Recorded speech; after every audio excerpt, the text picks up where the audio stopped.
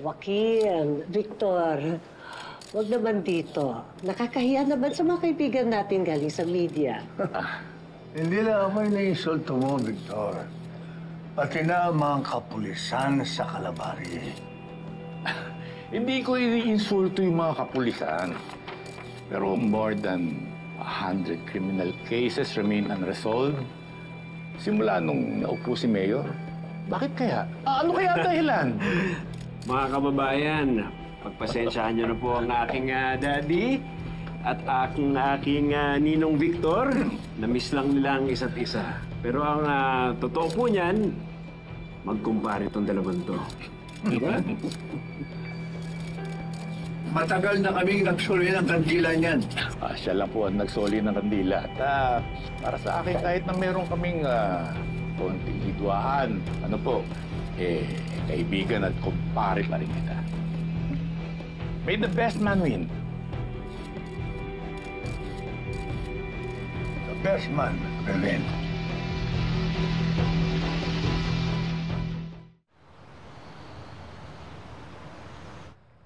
Sargento Enriquez, nagpa-transfer ka dito sa Station 12 dahil according to you, may discrimination sa dati mong presinto.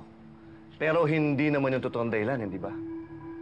Gusto ko lang makatulong sa investigasyon ng robbery, sir. Robbery?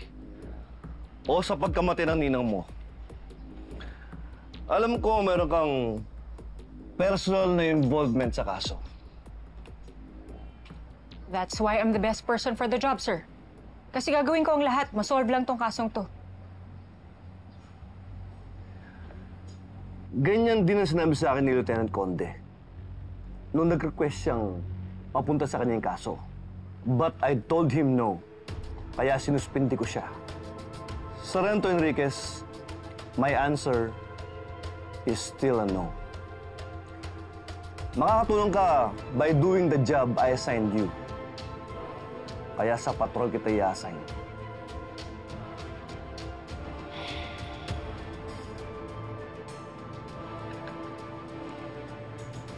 Permission to leave, sir.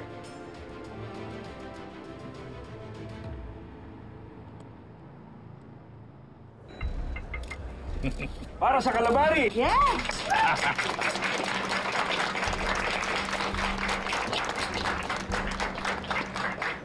O siya, Victor, mauuna na muna kami ha. Magpa-file pa kasi si Joaquin.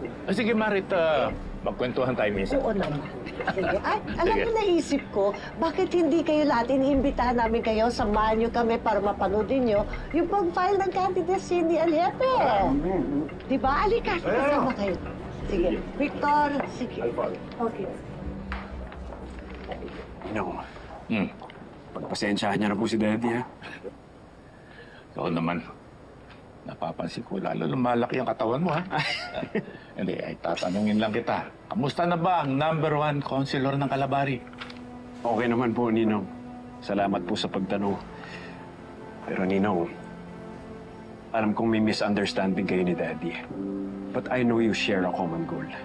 Na mapabuti ang kalagayan ng bawat nasasakupan ng ating syudad. Kaya sa darating na eleksyon, hayaan na lang natin yung mga tao magdesisyon. Alam mo, ibang-iba ka sa daddy mo. Give it up, ha? Sige po, Ninong. Okay, sige.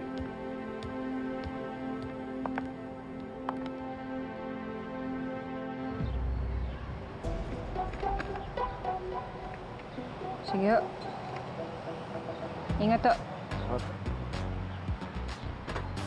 Sige po, sir. Ingat po, ha. Ingat, ingat. Ma'am, alam mo, naiintindihan ako na kung bakit gusto mo maging investigador. Walang ganap dito sa patrol, eh. Meron naman, paminsan.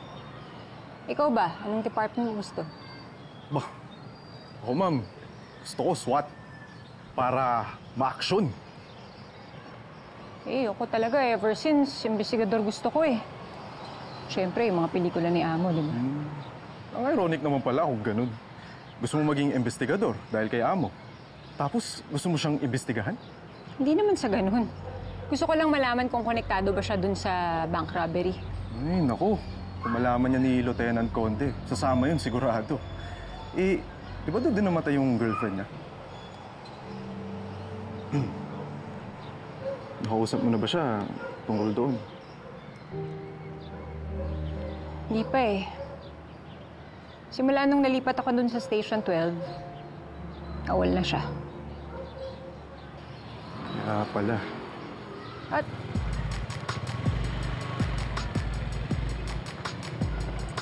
check lang ang RCR tsaka lisensya, boss.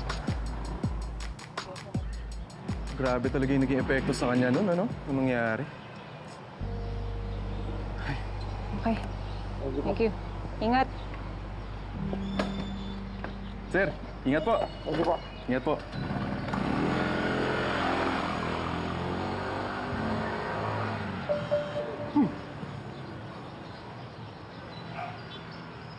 Nag-message yung PA ni Amo. Pwede ko na daw siya makausap. Teka lang, ma'am, ha? Eh, alam ba yun ni Chief? Hindi niya malalaman kung hindi mo sasabihin.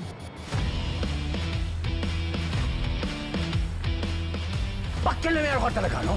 Ang hilig mong makialam! Pa, kung hindi ako pumagitna sa inyo ni Ninong Victor, baka nagpang-abot kayo. Ano ang inisip mo?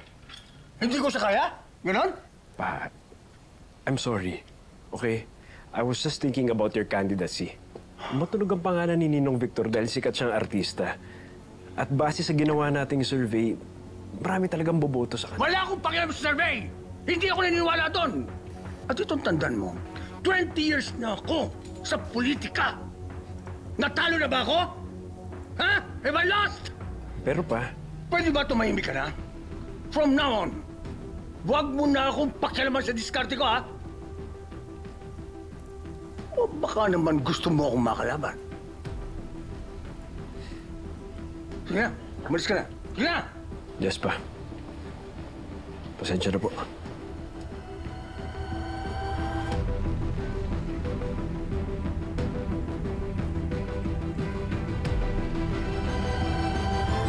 Pagdating na lang po yung boss, Amo, okay lang.